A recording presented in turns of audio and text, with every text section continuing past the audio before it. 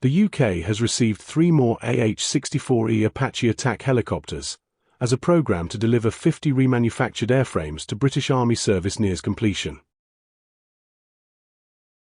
In a social media post dated the 20th of February 2025, the UK Ministry of Defence MOD Acquisition Division, Defence Equipment and Support D&S, said the 45th, 46th and 47th new Apache E models had been transported from the US to the UK.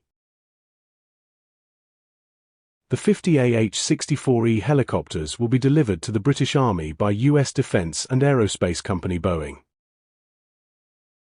Army Technology 2024 reported that the MOD's acquisition of 50 AH-64E Apache attack helicopters through a foreign military sale FMS with the US government appears to be on track.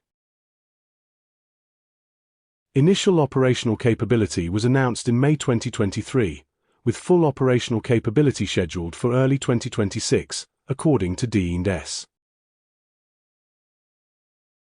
New capabilities of the AH-64E compared to the D variant include improved rotor blades, engine output, maritime mode radar and weapons.